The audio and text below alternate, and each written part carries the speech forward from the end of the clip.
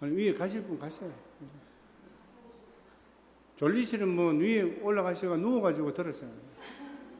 뭐 사람 살아야지 뭐. 그죠? 졸리시는 분 위에 힘들지만 올라가시고 위에서 저기 베개해가지고 그래 들었어요. 괜찮아요. 뭐. 듣기만 들으면 돼. 설 건 없고 볼 건 없기 때문에 위에 올라가셔가지고 주무시면 들었어요. 올라가는 게 조금 힘드는데 올라가실 거예요. 위에. 네? 위에 올라가실 거예요.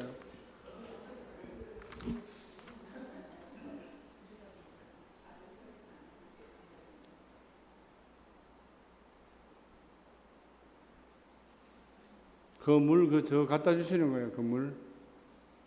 아이고. 나오셨는가요, 그러면? 좀 할까요? 네. 아니, 물 안 줘도 됩니다. 물 안 줘도 됩니다. 그냥 한번 소리. 네. 뭐, 1시간 50분인데, 뭐, 물 먹을 틈도 없습니다. 네. 성부와 성자와 성령의 이름으로 은총이 가득하신 마련 기뻐하소서. 주님께서 함께 계신 여인주의 복되시며 태중의 아들 예수님 또한 복되시나이다.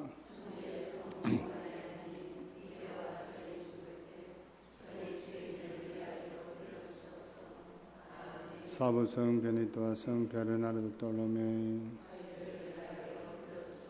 성역 스콜라스티과 프란치스카 로마나 한국의 모든 순교 성인 성녀들 성부와 성자와 성령의 이름으로 아멘. 예, 그 바깥에 상본 성모님 상본 아직 요만큼씩 남았던데 다 가져가셔도 돼요. 많이 했으니까 다 가져가셔도 돼요. 더 필요하면 더 드릴게요. 많이 했어요. 많이 했으니까 다 가져가셨다. 다 가져가시면 돼요. 그리고 요 사진 앞에서 요 벽화 앞에서 사진 한 장씩 찍었습니까? 몬톨리베토 못 가시는 분 대신 요 앞에서 사진 한 장 찍었어요. 몬톨리베토 제대 뒤편에 보면은 큰 이거 한 이거보다 더 크죠? 이 벽화가 있어요. 여러분 밤에 이제 끄기도 때 불 다 끄고 그쪽에만 성모님 쪽에만 아기 성모님 쪽에만 불을 탁 비추고 우리가 끄기도 후에 성모님 노래를 불러요. 살베레지나 오늘은 성지 강복 후에 또 따뿔커를 부를 거야. 완전히 아름다우신 그러니까 성모님 원죄 없이 잉태된 때 보통 부르는 노래를 우리 9일 기도로 불렀어요. 오늘 마지막 날에 하루 늦게 시작했기 때문에 원래 어제까지 마쳤는데 오늘 한 번 더 우리 봉헌의 식구들을 위해서 또 따뿔커라 그러니까 완전히 아름다우신 분 당신 안에는 어떠한 오염도 없으신 분, 뭐 이런 내용이에요. 내용이 밑에 한국말로도 있어요. 하나씩 안 받으셨는가요? 받으셨죠? 바깥에 있는 또따 불을 끄고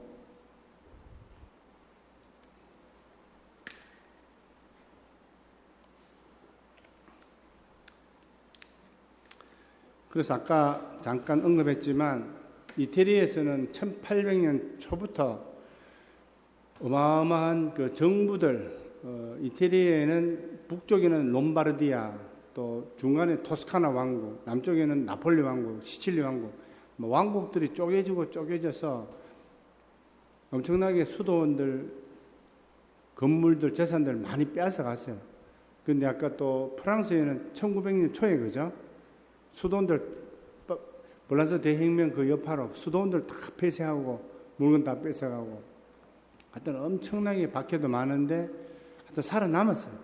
살아남아가지고 우리 또 700년이라는 역사를 또 유지하고 이것도 보면 참 신기한 일입니다. 우리 수도원 창설될 때가 고려시대예요. 고려시대 이야기를 지금 하는 건데 우리가 지금 고려시대 이야기하면 연속 그 역사 사극이나 듣는 소리지 현실감이 없잖아요. 그런데 우리는 지금 이러한 사실들이 몬톨리베토 고문서 보관소에 다 있습니다. 창설 초기부터 서로 주고받았던 편지들부터 각 예하 수도원에 몇 월 며칠 예를 들어서 뭐 1320년도 19년도는 몬톨리베토 창설됐고 1320년도는 시에나에 있는 두 번째 수도원이 창설됐는데 베네딕토 수도원이라고 이름 불러줬어요. 베네딕토 성인한테 봉헌됐기 때문에 그 다음 해에는 또 어느 수도원, 또 어느 수도원 계속 그 교구의 주교님들에 의해서 초청을 받아서 또 짓고 그리고 1320년도 703년 전에 1320년도에 시에나의 베네딕토 수도원에서 수사람들 몇 명이 전심 식사 뭐 했다는 게 기록이 다 있어요. 각 수도원에 그만큼.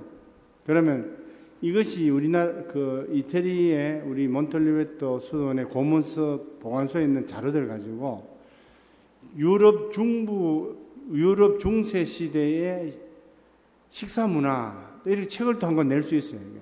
그런 것만 또 보면은 옷은 또 뭐 입었다 또 의복 문화 뭐 등등. 그래서 우리 몬톨리베토 고문서 보관소가 어마어마한 역할을 하는 데입니다. 여기를 거치지 않고는 중세의 어떤 이야기도 못해 할 수 없어요. 거기에 고문서 보관소의 책임자가 로베르토 똥기 수사님이라고 동기를 하는 게 낫겠네. 똥기라기보다 동기 수사님이 이분이 원래 전례학자인데 지금 역사학자죠. 우리 수련장도 했는데 우리 아이고 이게 뭐 이렇게 예. 제리노만 또 그런가? 그분이 벌써 고문서 보관소 책임자로 있은 지가 벌써 42년째입니다. 거기는 한 맡으면은 뭐 죽을 때까지 하니까 그분을 거치지 않고는 책을 쓸 수가 없어요. 아무리 훌륭한 학자라도. 그래서 그분한테 제가 많은 자료를 부탁을 하고 또 받고 또 그렇습니다. 그래서 주로 그분이 보내온 자료를 토대로 이게 다 번역할 톤도 없어요. 너무 자료가 이만큼. 며칠 사이에 보긴 다 봤는데 너무 많아가지고 번역은 또 다른 거거든요. 번역해서 책자를 내려다가 요번에 이 내용이 너무 많아가지고 좀 더 따듬어서 나중에 책자를 하나 낼 겁니다. 그런데 그래서 몬톨리베토는 창설 초기부터 마리아적이다 이렇게 보면 됩니다. 마리아적이다. 농담을 하나 하자면 이태리 선교사가 한국에 성모 신심, 마리아 신심을 좀 전파하기 위해서 한국을 방문했어요. 한국말 하나도 모릅니다. 공항에 도착했는데 공항에 도착해서 사람들 하는 말을 가만히 들어봤어요.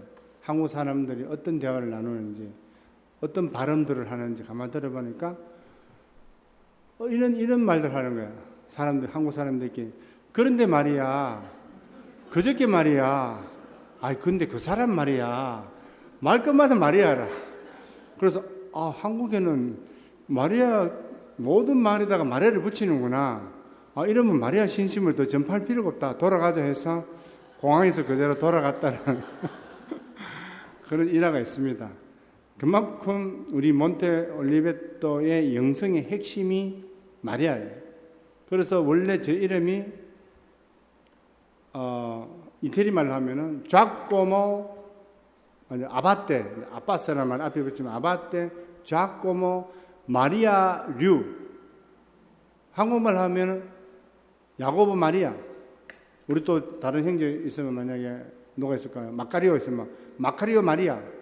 원래 마리아가 다 붙어요. 이름이. 물론 모든 수도회들, 교구들은 성모님하고 떨어질 수가 없어요. 단순히 그거하고는 좀 달라요. 창설자들이 그런 분들만 의기투합해서 모였겠죠. 창설자들이 아까 좀 말씀드렸지만 어릴 때부터 타고난 마리아적 신심을 갖고 태어났어요. 그 집안들도 그랬고. 그런데 10대 때 이 사람들이 모였어요. 베르나톨로메이 성인을 중심으로 복자, 파트리치, 암브로스 피콜로미가 모였어요. 모여서 신심단체 중에 하나 이름이 밤의 성모 기사단이에요. 진짜 칼 들고 하는 그런 기사가 아니고 신심단체 이름이 우리 같이 뭡니까? 레지오 마리아의 바다의 별, 이렇게 하듯이. 그죠? 우리나라도 교육이 많잖아요. 신심단체 이름이 성모님 군대니까 당연히 그렇지만, 일반적으로도, 그런 이름을 많이 써요. 가톨릭에 쓰는데, 모르고 쓰는 경우도 많아요. 일반인들이. 효성, 개성, 혜성. 효성 중고등학교 유치원 이름 들어봤죠? 개성 중고등학교 유치원 이름 다 들어봤죠? 혜성 고등학교 이름 들어봤죠? 중고등학교. 다 성모님이에요. 바다의 별, 새벽별 이런 뜻이잖아요. 그죠? 혜성은 바다의 별이고, 또 개성 뭡니까? 효성, 다 새벽별 이런 성모님을 별로 이렇게 나타나는 거죠. 12별이 왕관처럼 이렇게 빛나고 바른 악마를 밟고 있는 그런 모습들. 일반인들도 그걸 많이 써요. 뜻도 모르면서. 그런 이발소도 봤어. 효성 이발소. 뜻도 모르고 그냥 좋게 느껴지니까 효성 이발소. 그래서 제가 물어봤어. 이발소 이름이 좋은데 무슨 뜻입니까? 주인한테 물으니까 모르겠는데 근데 느낌이 좋아서 썼습니다. 이래. 뜻도 모르고. 우리나라도 이랬지만 외국에는 더 이렇게 성모님하고 많은데, 우리 창설자들이 저절로 이 공경심, 성모님께 대한 공경심이라기보다도 온전히 의탁한 거죠. 의탁하는 그런 마음이 강하기 때문에 그 창설 초기부터 아까 강론 때 말씀드렸지만 성모님의 흔적, 자치, 그 공경심을 표시하는 그러한 상징들이 많은 거예요. 이게 어릴 때부터 밤에 성모 기사단에서 그렇게 하면서 그 스칼라 병원에서 중환자들을 돌보는 것을 가장 큰 기쁨이었다 이렇게 표현이 나옵니다. 우리 베르나르토르메이 성인의 편지에 보면은 중환자들 돌볼 때가 그때가 가장 행복한 때였어요. 왜냐하면 성모님이 기뻐하시는 일이기 때문에 그런 표현을 써요. 그러다가 또 베르나르토르메이 성인이 1312년도에 거의 소경이 됐잖아요. 거의 소경이. 왜냐하면 이 베르나르토르메이 가문은 시에나 가문 중에서도 그 당시에 가장 큰 가문입니다.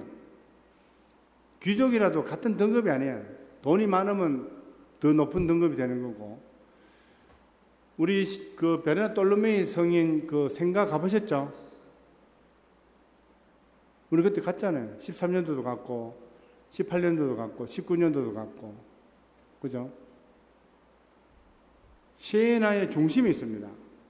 지금은 몬테 데이 바스케라는 은행 건물로 바뀌었는데 700년 전에 그 돌집이었어요.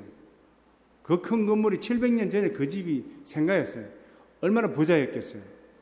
그리고 세계에서 가장 오래된 은행이 시에나에 있는 몬테 데이 바스키 시에나입니다. 그 은행이 세계에서 제일 오래된 은행입니다. 그 은행으로부터 세계 모든 은행들이 파생이 됐어요. 아주 유서 깊은 건물에 제일 오래된 이제 은행이 이제 들어간 거죠. 보통 그렇게 아무래도 여러 가지 상업적인 활동을 했는 집으로 알려져 있습니다. 그 돌로메이 가문에서 프랑스까지 지점을 뒀다 해요. 프랑스까지, 스페인에 프랑스까지. 그러면 뭐를 했는지 몰라요. 상업적인 활동을 했겠죠. 굉장히 큰 가문이었어요. 파트리치 가문도 그렇고 암브로시오 피콜로미니 가문도 그래요. 우리 그때 한번 같이 갔는 분들 기억하실 거예요. 토스카나 지방에 가면은 주교님들이 이제 있었던 곳에는 주교 문장을 성당 같은 데 붙여놔요. 바깥에 보면 피콜로미니 피콜로미니야. 이 집은 당시에 영주들도 많았고 주교들이 굉장히 많이 온 집안이에요. 암브로시오 피콜로미니 집안. 또 파트리치 집안도 상업으로 굉장히 유명했던 그런 집안이었어요. 그런데 당시 귀족의 자제들은 어떤 진로를 가지느냐 하면은 장군이 되거나 왕의 기사가 돼서 또 자귀를 받아요. 요즘 하면 공작, 자작, 백작, 남작 이런 식으로 또 한 지역의 영토를 다스리기도 하고. 그런데 이 베르나르도라는 이름을 가지기 전에 요한이었습니다. 요한 돌로메이는 그런 것을 원하지 않고 세상의 명예를 크게 밝히지는 않았어요. 학자의 길을 걷기를 원해서 시에나 대학의 법대에 들어갑니다. 세계에서 제일 오래된 대학 중에 하나가 볼로냐 대학과 시에나 대학입니다. 볼로냐 대학도 정치학 쪽, 그리고 법학 쪽에 유명한 학교고, 시에나 대학은 법대하고 약대가 유럽에서 제일 유명한 대학입니다. 우리나라처럼 뭐 서울대 뭐 이런 개념이 없어요. 그거는 뭐 그렇다 따지면 로마 대학이 최고야 되는데 로마 대학 별로 안 알아줍니다. 로마 대학 알아주는 거는 공대, 로마 공대 뭐. 그래서 시에나 대학의 법대에 가서 공부를 하고 법학 박사를 받고 법대 교수로 재직을 하고 있다가, 우리 이제 올리베타노 전성에 의하면 너무 이 법률 문제에 고심했다. 너무 많은 연구를 하다 보니까 눈이 거의 실명이 됐어요. 그래서 요한 돌로메이가 기도를 합니다. 성모님, 이 제 눈을 치유해 주시면 제 남은 생애를 오로지 성모님 원하는 일만 하겠습니다. 성모님께 오로지 다 봉헌하겠습니다. 그래서 1년 동안 아팠는데 그 기도를 하고 바로 치유가 됩니다. 치유가 돼서 이름도 바꿨습니다. 요한에서 베르나르도로. 왜? 베르나르도 돌로메이보다 앞서서 시토해의 제2의 창설자라고 하는 시토의 베르나르도가 있습니다. 클레로브의 베르나르도, 끼아라발리 베르나르도 하는데, 그 베르나르도 성인의 이름을 따서 베르나르도 돌로메이를 합니다. 왜? 베르나르도 성인은 성모님의 시인이라고 불리지는 분입니다. 마리아 시인이라고. 왜냐하면 성모님에 대한 찬가, 아름다운 찬가를 가장 많이 지었는 교부학자입니다. 베르나르도, 클레로브의 베르나르도 성인이. 그래서 성모님을 가장 사랑하신 성인이었기 때문에 이분의 이름을 따서 베르나르도 돌로메이라고 하고, 이제 성모님께 남은 생을 봉헌하기 위해서 아꼬나라, 본인이 받는 유산인 그 땅 아꼬나로 갑니다. 지금의 몬테 올리베토 자리죠. 그 자리는 굉장히 황량했지만은 이제 가서 낙원으로 바꾸게 됩니다. 그때 같이 갔는 친구가 이 밤의 성모 기사단에서 함께 봉사했던 암브로시오 비콜로미니 파트리치입니다. 가서 동굴을 3개 파고 각자 살면서 매일 모여서 이제 미사는 신부님을 초대해서 하고 같이 선물도 기도 바치고 하면서 처음부터 이 언수 생활 때부터 그 지역을 성모님께 봉헌했습니다. 그 지역 자체를. 그러고 틈날 때마다 나가서 올리브 심고, 그래서 그 지역을 황량한 황무지를 올리브 산으로 변하게 해요. 그래서 몬테 올리베토가 되는 겁니다. 몬테가 산이라는 뜻이고 올리베토가 올리브의라는 형용사이기 때문에 올리브산. 왜 그렇게 이름을 지었느냐? 올리브가 많기 때문에 올리브산이죠. 그런데 영적인 의미로는 이제는 예루살렘 올리브산에서 어떤 일이 일어났습니까? 예수님이 당신 목숨을 인류를 위해서 내놓잖아요. 그런데 그게 당신 뜻이 아니고 아버지 뜻이었잖아요. 그래서 그곳에서 기도를 통해서, 관상을 통해서 아버지와 일치하는 것이고, 또 자기 목숨을 내놓는 애덕 행위를 통해서 인류와 형제들과 일치하는 장소. 그래서 그 길을 상징적으로 올리브 나무를 심으면서 몬테 올리베토라는 이름으로 정해졌죠. 그러다가 이제 6년의 언수를 하면서 소문이 당시 아비뇽에 있는 요한 22세 교황님한테까지 전해집니다. 이태리의 토스카나에, 그때는 시에나리보다도 아레쪼라는 교구에 속했습니다. 지금은 시에나 영토 땅 안에 있지만 아레쪼 교구에 속한 땅에 있는 아꼬나라는 곳에서 웬 젊은이들이 모여들어서 뭘 한다더라. 혹시 이단이 아닐까? 이런 소문이 돌았어요. 왜냐하면 그때는 프란치스코 계열의 이단이 굉장히 많았습니다. 파라티첼리 뭐 이런 식으로. 왜냐하면 프란치스코 성인이 살아 계실 때 유훈으로 절대로 대학 교수하지 마라, 수도원을 짓지 마라, 탁발을 하면서 가난으로서 복음을 전파해라 했는데, 실질적으로는 성인이 살아 있을 때 이 유훈이 깨졌어요. 탁발 힘들어서 못 살겠다, 집에서 잠 좀 자자 해서 꼼벤투알이라는 형태에 벌써 나왔어요. 그리고 대학 교수 하지 마라 했는데 그 후계자인 2대 총장인 보나벤투라 성인이 파리 대학의 교수라 다 어겼어. 그러다 보니까 사람은 많죠. 그래서 마지막 돗자리 총회가 5,000명이 모였어요. 5,000명이. 돗자리 총회라는 건 뭐냐면은 탁발하면서 돌아다니는 거지기 때문에 돗자리 하나 항상 울러매고 다니는 이 집이라 꼭 펴놓고 자고 곧 기도도 하는데, 이 돗자리 총회를 살아 계실 때 마지막 총회 때 5,000명이 모였는데, 그때 유언을 다시 말씀하셨는데 안 지켜졌어요.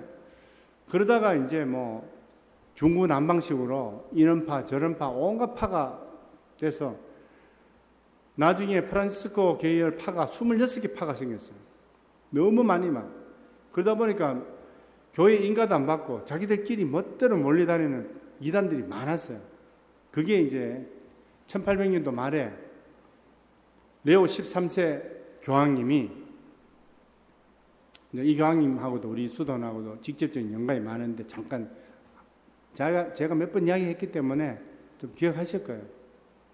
말씀드리자면, 지금 너무 힘들어 보신다. 지금 잠이 딱 오는 시간이라서 기지개 한 번만 하고 할까요? 기지개. 야, 앞 사람 좀 등 좀 두드려 주십시오. 예, 한 30분 하면 마치니까 30분만 참으시면 돼요. 예.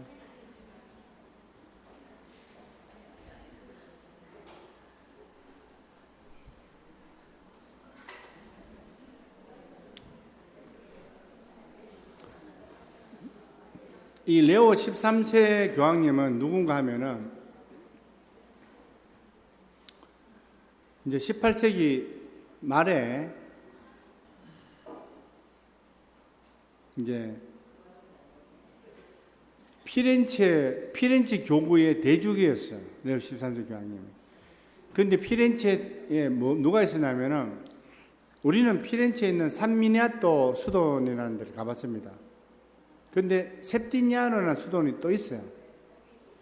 그런데 우리가 지금 18세기에 초에 이태리 여러 정부의 박해로 몬테올리비도까지 다 폐쇄당합니다. 폐쇄를 당해요. 그래서 3명만 남아있을 수 있도록 됐어요. 그것도 검은 옷 입고, 흰 옷 입으면 안 돼요.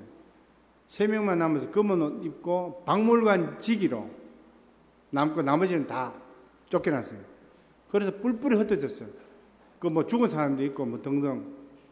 그러다가 이제 18세기 후반 정도 돼서 스카피아노라는 이 수사님이 셉티니아노라는 수도원에 형제들 5명하고 숨어서 살고 있었어요.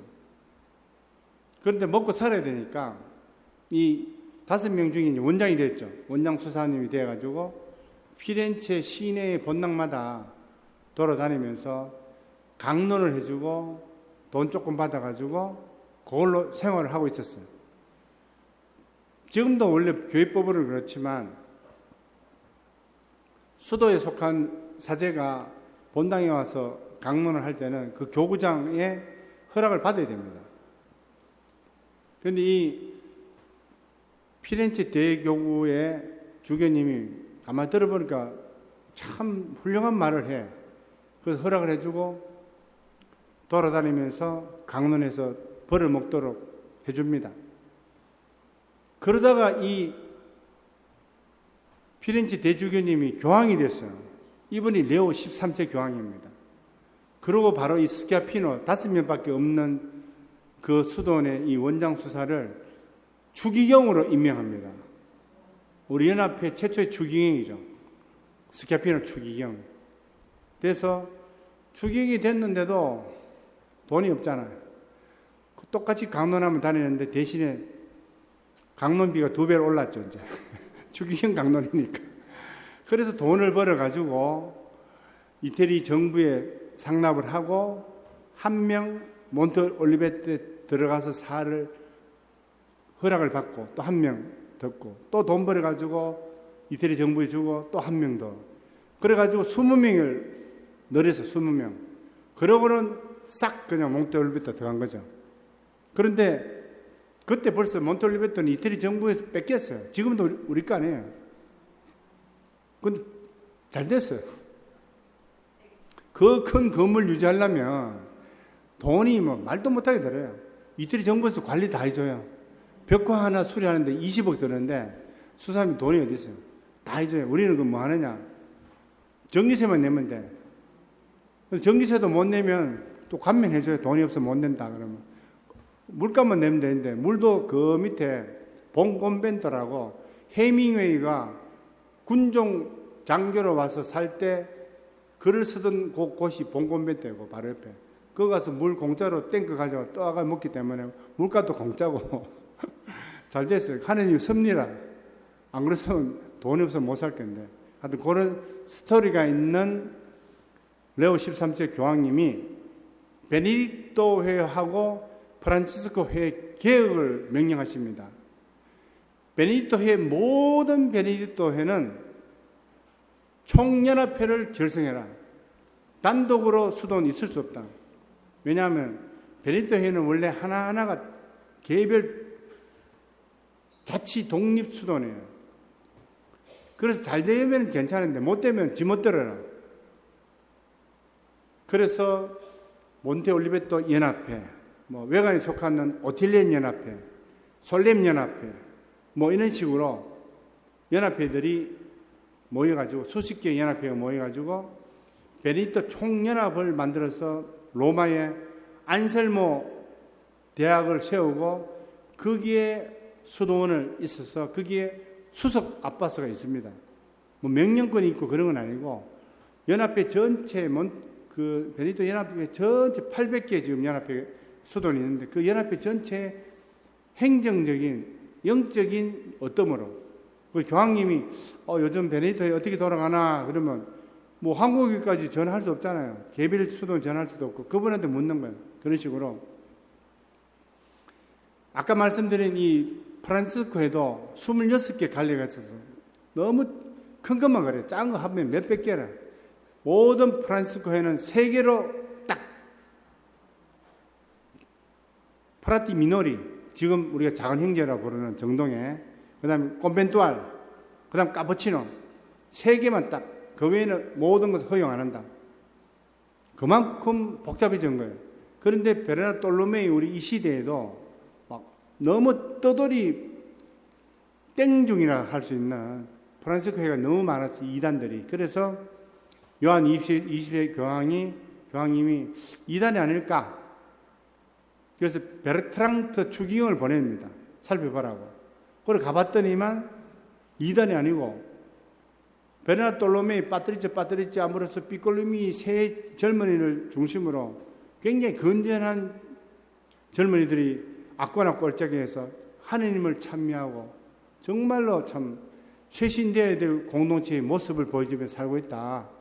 그 소리를 듣고 이제 요한 22세 교황님이 베르트랑트 추기경을 통해서 말씀을 내립니다. 즉시 교회의 인가를 받은 단체로 등록해라. 그래서 아래쪽에 있는 교구장 주교 귀도 파라말가라는 뭐 이름이 좀 그렇죠. 하여튼 이 귀도 주교님한테 청합니다. 저희들이 수도원으로 살 수 있도록 인가해 주십시오. 그래서 1319년 3월 26일 날 불어 양피지로 귀도 주교님이 인준을 해줍니다. 그런데 인준을 해주기 며칠 전에 이 귀도 주교님의 꿈에 내 아들들의 표시인 흰옷을 수여하고 베네딕토 규칙을 주라. 그리고 이 우리 공동 창설자들한테 영감을 주셔가지고 성모님의 색깔이 뭡니까? 보통 흰가만 하늘색이잖아요, 그죠? 순결을 상징하는 나를 따르는 아들들의 모습으로 이 흰옷을 부여하고, 그때는 지금은 똑같습니다. 옷이 안 변했어요. 요 그대로 주고 베네딕토 규칙을 선물합니다. 그래서 그 창설 현장에 그대로 나와 있어요. 이 내용이 거기 고문서 보건서에 그대로 있어요. 그리고 3일 뒤에 1319년 3월 29일 날 아래쪽 교구 주기자 성당에서 베르나르토 성인이 시에나에서 지고 온 십자가 큰 게 있어요. 그 앞에서 세 사람이 서원을 합니다. 서원을 하고 나머지 제자들은 베르나르토께 다시 또 서원을 해요. 원래 수도원이 그렇습니다. 수도원에 결성이 되려면 어뜸이 있어야 돼요. 어뜸이 먼저 서원을 합니다. 그러면 나머지 사람들은 그 어뜸한테 또 서원을 하게 돼 있어요. 그런 식으로 그때 이제 몬테올리베토에 이제 창설하는 수도원 주춧돌을 놓는 날이 1319년 4월 1일입니다.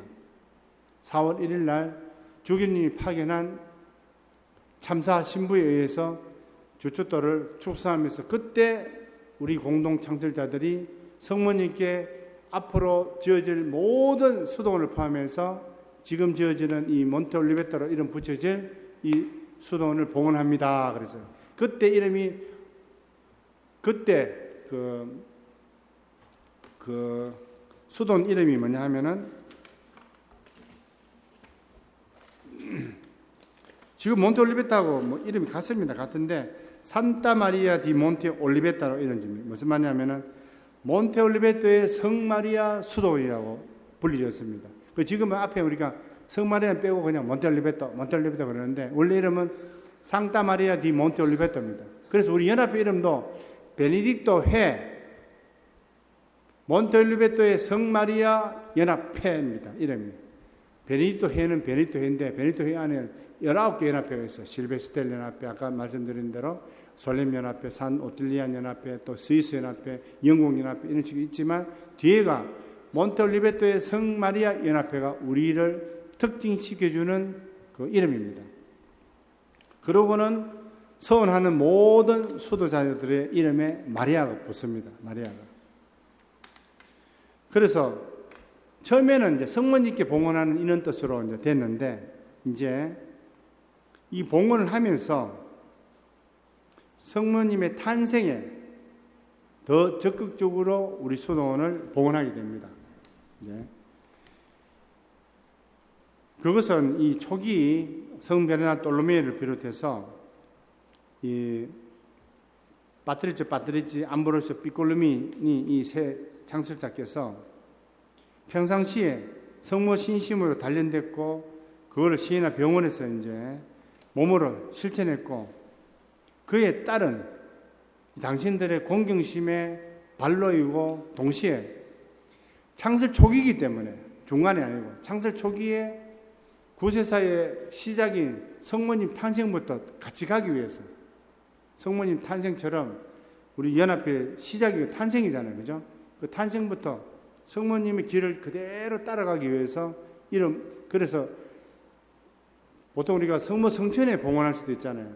우리 봉헌의 식구들 중에도 마리아가 있지만 12월 8일 날 원죄 없는 잉태가 축이는 분도 있잖아요. 아니면 성모 성천이 축이는 분도 있고 8월 22일 날 하늘의 여왕이 있을 수 있고 오늘 성모 성탄에 있을 수 있거든요. 그죠? 맞죠? 이 마리아 가지신 분 없어요? 오늘따라 아무도 없어요. 마리아. 특별하네요. 마리아 아무도 없어요. 없구나. 엘리사벳도 그랬잖아요. 포르투갈 엘리사벳이 있고 헝가리 엘리사벳이 있고 뭐 이렇게 한 대씩 그죠? 그렇지. 11월 4일도 있고 5월 30일 성모 방문도 이런 식으로. 근데 우리는 성모 탄생 보통 사람을 이름을 주보를 하는데 성모 탄생을 아기 성모님인 거죠. 결국은 아기 성모님께 우리 연합회를 처음에는 몬테올리베토 그 다음 연합회 전체를 성모 탄생 그러니까 아기 성모님께 봉헌한 거죠. 이거는 우리 창설자들의 어쩔 수 없는 그렇게 하지 않으면 안 되는 성모 신심, 그 삶이 다니까 성모님께 자기 삶을 바쳤으니까 모든 것을 성모님께 연관시켜 생각하니까. 그런데 우리 사제들 중에도 그렇고 수도자 중에도 그런 분들 있는데 자꾸 이제 걱정을 하는 거예요. 무슨 걱정을 하는가 하면은 개신교적인 걱정이에요. 너무 성모님 그러면 우리가 지금 미신 되는 거 아니냐. 성모님의 지금 호칭도 어찌 보면 전부 옛날에 하나님한테 붙이는 호칭을 다 갖다 붙이고 우리도 너무 그냥 광신자 되는 거 아니냐, 성모님의 걱정하는데 그렇게 걱정하실 필요가 없습니다. 어떤 분들은 이렇게 신학 공부를 하면서 그런 걱정을 좀 하셔요. 내가 이러다가 너무 엉뚱한 생각해가 이단자 되는 거 아닌가, 뭐 이런 걱정 하시더라고. 그런 말 듣는 분한테 제가 그분 가만히 보다가 걱정 안 하셔도 되겠네요. 그랬어요. 왜냐하면 이단자들은 머리가 팽팽 돌아가는 사람인데 걱정 안 하셔도 되겠어요. 우리가 성모님을 너무 이렇게 공경해서 예수님 잊어버리고 이상한 길로 들어가는 이단자 되는 게 아닌가 걱정을 하시는 분도 있어요. 혹 가다가 너무 성모님 봤다 그런 분 있지만 보통 일반적으로는 별로 걱정 안 하셔도 돼. 성모님 그렇게 광적으로 공경하는 사람 별로 없더라고요. 하루에 묵주기도 2,000단씩 합니까? 네? 크게 걱정하실 필요는 없어요. 특히 사제들, 수도자들 그렇게까지 걱정하실 분 제 주위에서 별로 못 봤어요. 그러니까 모든 성인들이 걸어간 길은 그겁니다. 성모님을 통해서 예수님께로.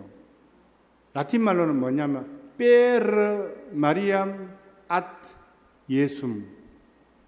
성모님을 통해서 마리아를 통해서 예수님께로. 이 공식이라. 한번 보시면 알지만 오상에 비오시면 묵주기도 안 놓거든요. 깨끗하게 마더 데레사 그 바쁜 와중에도 묵주기도 안 놓습니다. 그러면 성모님한테 하는 게 아니고 성모님을 통해서 예수님한테 하는 거죠. 그런데 성모님한테 붙인 호칭이 정의의 거울, 또 하늘의 여왕, 또 죄인들의 피난처, 마치 하느님한테 붙이는 호칭처럼 혼돈되는 거 아니냐? 너무 그런 거 아니냐? 사람인데. 아니, 그거 굉장히 잘못된 생각이에요. 성모님께 대한 참된 신심이라는 책 보면은 그게 얼마나 어리석은 생각인지 다 나와 있어요. 그리고 최근에는 성모님을 예수님과 같이 공동 중개자라고 교회에서 선포를 했어요. 왜냐하면 하느님이 성모님께 그만큼 특권을 줬어요. 특권을. 육체도 썩지 않고 성천할 수 있는 특권을 주고 성모님의 정부를 통해서 많은 기도를 들어주시겠다는 특전도 줬고 하느님 특전 준 거를 사람이 자꾸 없애려고 할 필요가 없잖아요. 그리고 성모님께 기도하는 거는 바로 예수님께 가는 건데 그런 걱정하실 그런 걱정 하나도 없어요. 필요가 없어요. 그래서 처음부터 우리 이 성인들 창설자 때부터 우리 몬테올리베토 영성은 바로 마리아 신심이었다. 그리고 이분들이 생활한 거기가 터전이 시에나잖아요. 시에나에 대해서 어떻게 표현됐냐면 라틴 말로 세나 베투스 치비타스 비리지니스 그랬어요.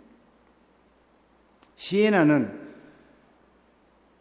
치비타스 비리지니스 동정녀의 도시 중에서 베투스 최상위에 있다. 이런 표현을 쓰거든요. 시에나를. 이 시에나에서 성모님의 고장에서 태어났기 때문에 밥 먹는 것부터 걸어다니는 게 다 성모님께 공경을 드리는 생활 방식 자체예요. 거기서 이분들이 자랐기 때문에 모든 것은 성모님께 바치는 그걸로 이렇게 표현되어 있습니다. 그래서 아까 좀 전에 강론에도 말씀드렸지만 1490년에서 1501년에 이 작성된 이 회원에 보면은 이 성모 마리아께 대한 공경 in honorem virginis Mariae primitus ordinata 이 말은 우리 콩그레가시온의 연합회는 성모님에 대한 공경심 때문에 조직된 단체다. 그리고 성모님에 대한 공경, 이것은 우리 몬테올리베토 오르디네의 우리 수도회의 규칙의 결정판이다. 그러니까 엑기스다 이 말이에요. 엑기스. 그래서 몬테올리베토의 영성에서 성모님 마리아 신심을 빼면은 뭡니까? 안고 없는 찐빵, 엉뚱한 하는 거예요. 그래서 몬테올리베토에 속하면서 개신교적인 발상을 하고 그러면 조금 잘못 들어온 거라. 개신교가 가야 돼, 개신교. 가톨릭 수도는 다 개신교 하는 게 맞아요. 그리고 아들이신 예수님이 어머니이신 성모님을 공경하는 것에 대해서 기분 나쁘겠습니까? 질투가 나겠습니까? 굉장히 잘못된 인식이 어디서 나온지 모르지만 그런 분들이 있더라고요. 우리 가톨릭 신자면서도.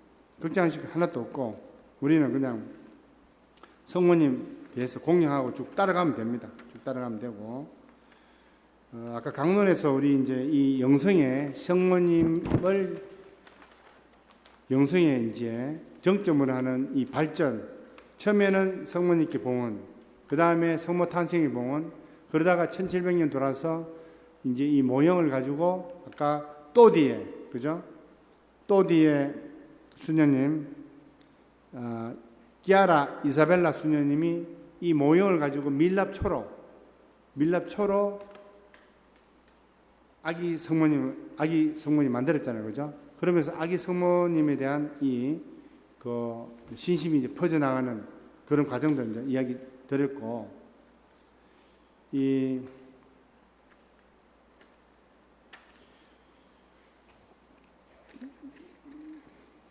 기아라 이사벨라 이 수녀님은 프란치스코회 수녀님입니다. 프란치스코 수녀님인데 이분이 굉장히 거룩한 삶을 살았습니다. 그러니까 가경자입니다. 지금 베네라빌레 그래서 가경자인데 이분이 우리 제노바에 있는 수도원에 올리베타노 수도원 이시도로 가잘리 아빠스의 영적 제자죠. 제자로서 이렇게 이제 이분이 많은 이제 교육을 받고 그래서 잘 살게 됐죠. 그래서 이분이 이제 이 성모 모형을 가지고 밀랍초를 만들어서 이 가잘리 아빠스님한테 기전하고 이 아빠스님이 다시 몬테올리베토 대수도원에 이제 하면서 아기 성모님에 대한 신심이 그 지역으로 더 많이 이제 퍼져나가는 계기가 됐어요. 그 성모님 때문에 연결된 성인들이 몇 분이 더 있습니다. 도미니코 회 3회 복자 동정녀 오산나 안드레아시라는 분도 있고 그 다음에 또 프란치스코의 복자 카밀라 바티스타 다 바라노와 이 또 우리 올리베타노 수도 성인 스페인의 안토니오 수사님하고 또 관계들 이 복자 카밀라 바티스타는 공주였어요. 이제 수도원을 이제 창설하고 우리 안토니오 그 수사님한테 지도를 받습니다. 죽을 때까지. 그런데 다 성모 신심으로 이 우리 올리베타노 수사님들이 이분들을 다 지도를 했어요.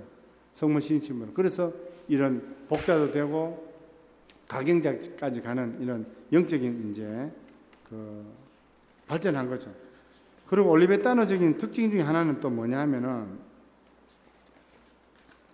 올리베타노에서는 공주 수도원으로 살지만 이 언dun과 침묵을 굉장히 중요시 합니다. 그래서 한때는 우리 몬테올리베토 가면 경당들이 몇 개가 있어요.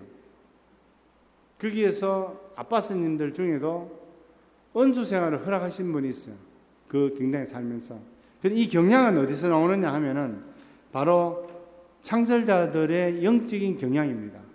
창설자들이 처음에 언수자로 출발했고 성모님으로부터 교육을 받은 분들이기 때문에 성모님의 특징 중에 하나가 뭡니까? 성모님의 특징 중에 하나가 모든 것을 마음속으로 곰곰이 생각했다. 침묵의 정신. 그래서 아까도 말씀드렸지만 이 작품 중에 아주 중요한 이 작품이 있는데, 이 작품은 뭐냐 하면은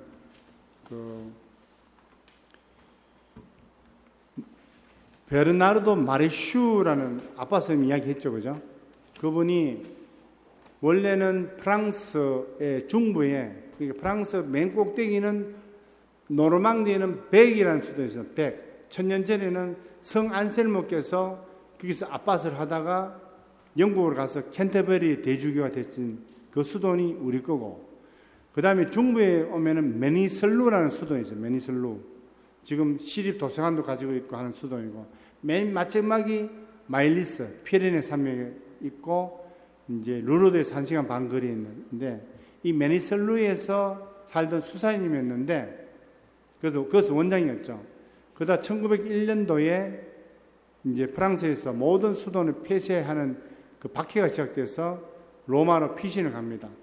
가서 로마에 있는 프란스카 로마나 수도에서 거기서 기거를 했는데, 그때 그 수사님들이 이분을 아빠스로 이제 선출합니다. 그래서 1905년도부터 거기서 아빠스를 하시면서 1914년도까지 거기서 머무세요. 그러다가 이제 박해가 어느 정도 지나가고 나서 1914년도에 다시 프랑스에 와서 이 메니슬루 수도, 폐쇄된 메니슬루 수도를 다시 이제 엽니다. 이분이 이제 베르나르도 마레슈라는 아빠스인데, 우리 연합회 안에서도 영성가로 아주 유명하신 분입니다.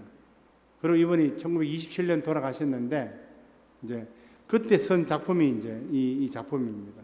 이 영적 수도원의 영적 제자들한테 강의하기 위해서 쓴 작품이고, 원래 불어로 써졌는데 1960년도에 이태리 말로 이제 번역이 되었는데, 여기 안에 내용이 이제 방금 말씀드린 그 내용이 답니다.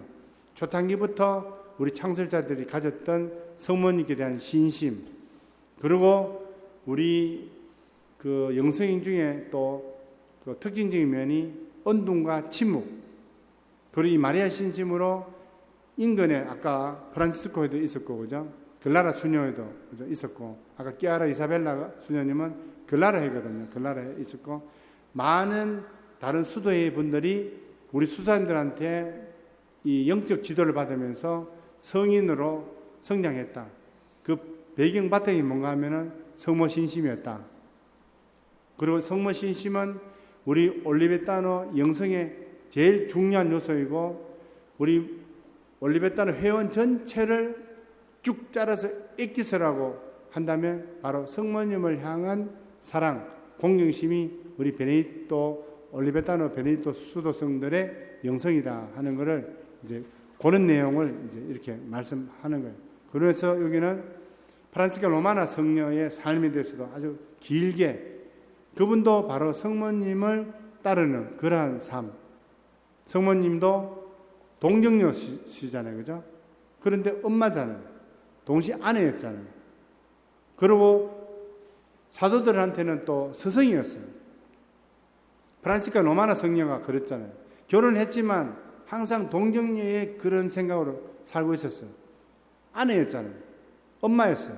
며느리였고, 많은 사람들의 영적 스승이 됐어요. 간호사기도 하고. 그런 면이 프란치스카 로마나 성녀가 바로 성모님에 대한 깊은 신심이 있었기 때문에 그런 삶을 살았다 하는 내용을 이렇게 이제 길게. 그래서 이건 아주 유명한 작품입니다.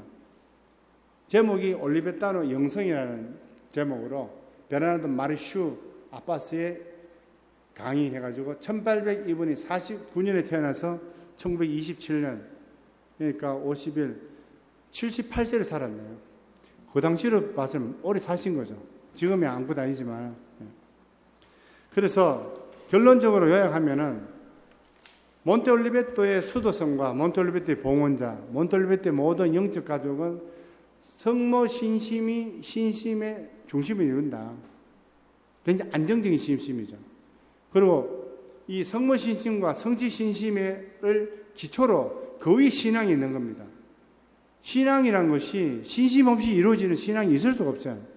구체적으로 드러나는 것은 성지 신심과 성모 신심이 우리 신앙의 현주소처럼 드러나는 거예요. 신앙이 있다면서 성모님에 대한 신심이 없어. 성취에 대한 신심이 없어. 그거 가짜 신앙이에요. 그 말도 안 되는 거예요. 콘크리트 기초 없이 기둥을 공중에 띄워놓고 집 지은 거는 이런 집 봤어요? 아니, 기둥을 콘크리트 위에 세우지 공중이 붕 떠 있고 지붕 올리는 그런 집 봤습니까? 못 봤죠? 왜냐하면 그거는 이론이기 때문에. 이런 구체적으로 성모 신심과 성취 신심이 어떤 한 사람에게 보이지 않는데 그 사람이 신앙이 있다. 엉터리라 보면 됩니다. 그 이론에 불과한. 기둥을 공중에 띄워놓고 집 지은 것에 불과하다 하는 거죠. 그래서 우리 몬텔리베토의 가장 중요한 신심은 성모 신심, 마리아 신심. 이걸로 우리 수도자들, 우리 봉헌자들이 무장할 때 우리가 참된 신앙으로 나아갈 수 있는 겁니다. 그러니까 우리 더 열심히 묵주기도 하고 더 열심히 성모님께 공경심을 드려서 그래서 예수님을 만나는 그런 신앙생활 되시길 바랍니다. 동시에 성모님께 우리 고성수도원 성소자가 많아지도록 열심한 기도도 동시에 또 부탁드립니다. 마치도록 하겠습니다. 영광이 성부와 성자와 성령께 성부와 성자와 성령의 이름으로 아멘. 감사합니다.